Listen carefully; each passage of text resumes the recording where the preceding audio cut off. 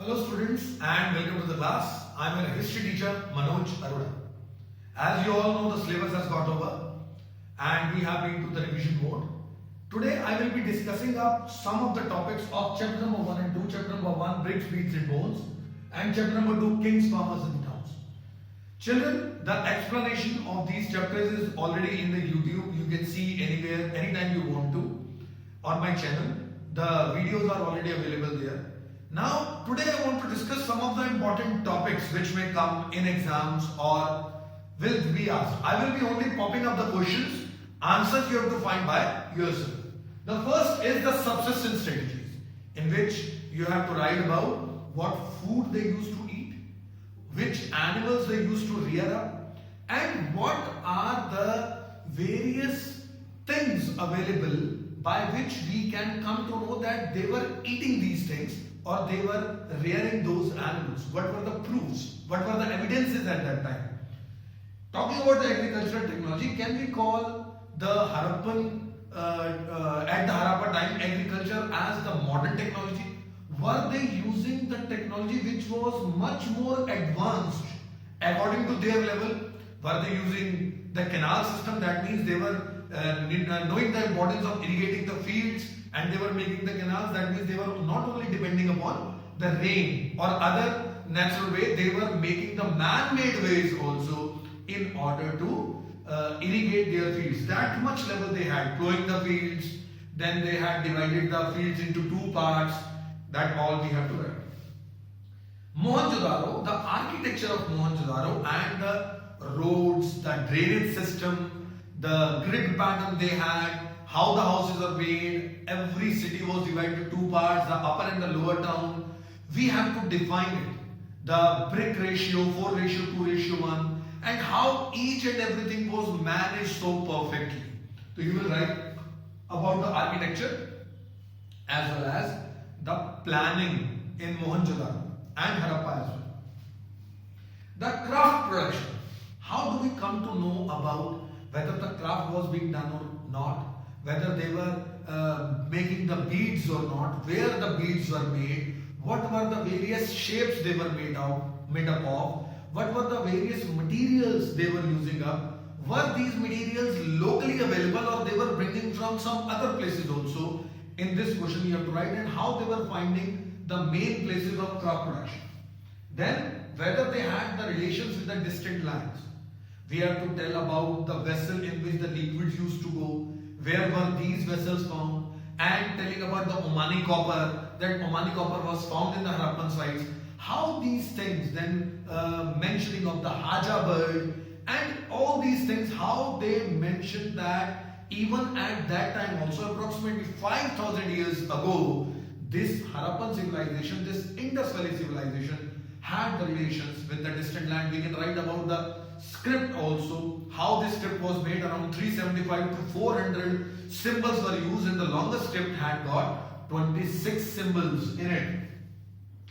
The role of the three director generals, the first one was Cunningham, but he had missed the importance of Harappan civilization as he only went on to the written records left by the travelers between 4th to 7th century, and he considered this civilization to be as old as in the 4th century, and hence he missed the importance of Harappa. The second was Marshall.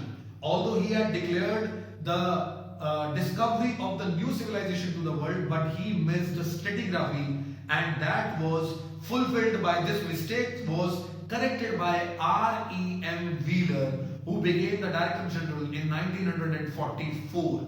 In 1924, Marshall declared to the world about the new civilization. Then, interpreting the finds. Where were whatever finds we are getting, whatever artifacts we are getting, we are dividing into luxuries and utilitarians. And why do we, on what basis we can call them luxuries, whether they were made up of local or non-local material, and how do we divide these artifacts?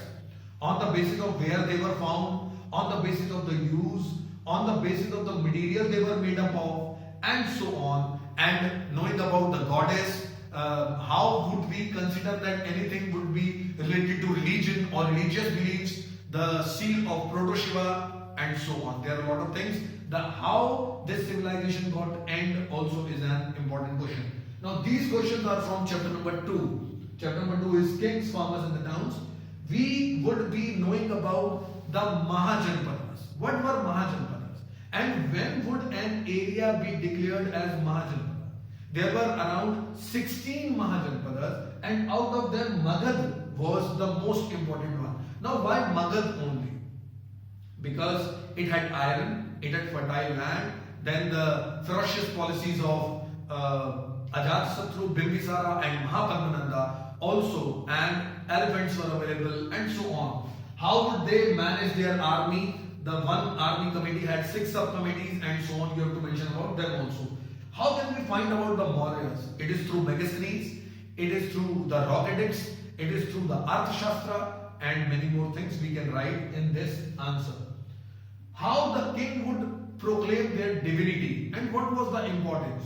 It was done by the Chinese, that they called themselves the sons of heaven. Then the Kushanas took the title of Devaputra. Then this is, I am talking about, if I am talking about Mauryas, I am talking about around 2300 years ago, 2300 years ago. But even the same concept was taken by the Mughals also, connecting themselves 500 years before, connecting themselves with the God. So it was always done. This is not a new one. And why were the land grants made? Why would the king make the land grants? What was the reason he wanted to show himself that he was a superman, he had all the power on all the resources, or whether he wanted to, under this land grants, he wanted to increase his production, which would later on increase his taxes and other things.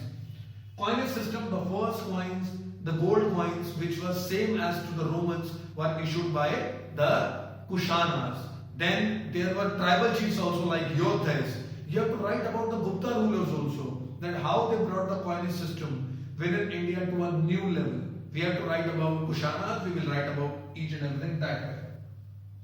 Deciphering the script, if I talk about deciphering the script about Brahmi, that was done in 1838 and that was done by James Princeton. That Kharoshti was also partially deciphered. Now, these scripts were written on certain inscriptions. Even these inscriptions have got limitations, like we have not found all the inscriptions. Some were broken off with time, some we didn't find, some were not properly deciphered, some fainted up and so on.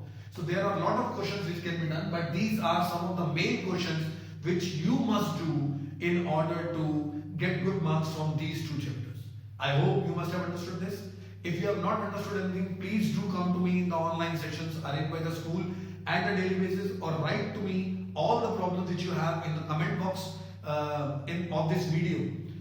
Please do read NCERT books, that is a must. Do write your name, class and section, roll number as the part of your attendance so that we can come to know that you have seen the video. Thank you very much. God bless you.